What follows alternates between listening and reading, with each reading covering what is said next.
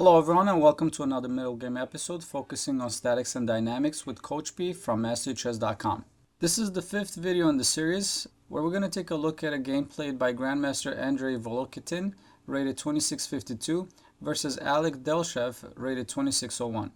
And I'm just going to fast forward through the moves and stop at the critical moments of the game. The game starts with e4 and then c5 Sicilian.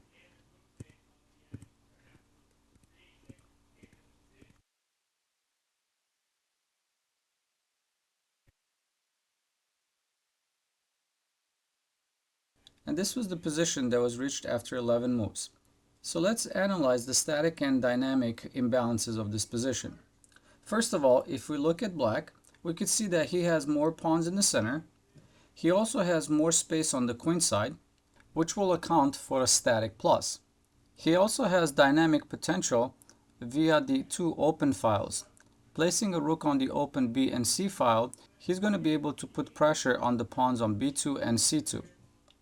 If we look at white, his advantage is that black is not fully developed, and also his king is not castled, which gives him a temporary dynamic potential.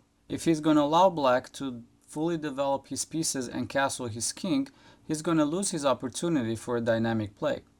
So white has to realize that what he has is temporary, and he must find a way to use these things right away.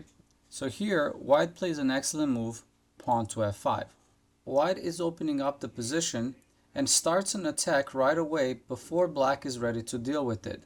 I also want you to notice that this advance will not only create weakness in black's position, but it also activates the f1 rook and also opens the diagonal for the c1 bishop. And the game continues with bishop to b7, f takes on e6, f takes e6, bishop to d3, castle queenside, queen to e2, and queen to c6. Due to white's aggressive play, has led black to a position with long-term static weaknesses. He has weak pawns on a6 and e6, and also a hole on e5. Now, black does have some dynamic chances based on the pressure along the h1 to a8 diagonal. His bishop on b7 and the queen on c6 line up and threat to rip open the diagonal, pushing the pawn on h5 to h4 and eventually h3.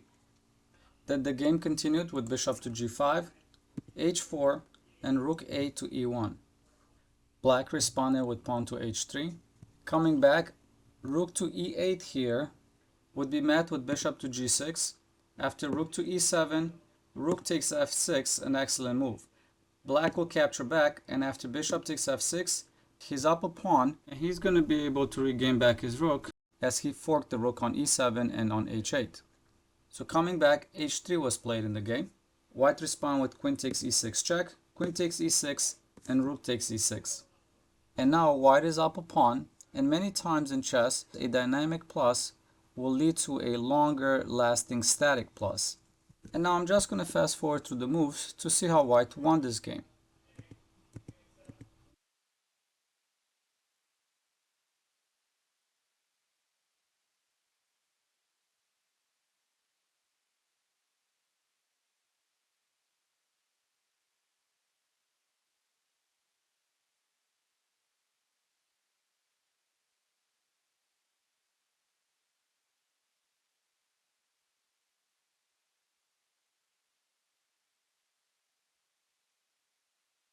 And here, black resigned.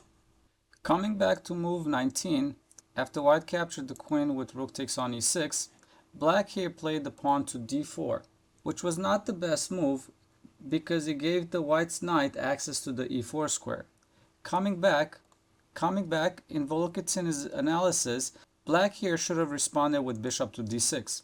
After bishop takes f6, h takes g2 check, king takes g2, g takes f6, rook takes f6, rook takes h2 check, king to g1, bishop to c7, rook f7, rook g8 check, rook to g6, rook takes g6, bishop takes g6, and rook to d2, black has real chances to hold on a draw. However, due to white's pressure, white ended up winning this game. And what I want you to take from this video is how white used the dynamic pluses and acted on them right away and transformed the position where he had the static advantage, which was the extra pawn. In most instances, the imbalances will clearly point to a dynamic or static course. However, in some cases, there is a choice, and the direction you take will then depend on the personal preference, tournament situation, and style of play. Thank you for watching, and see you in the next video.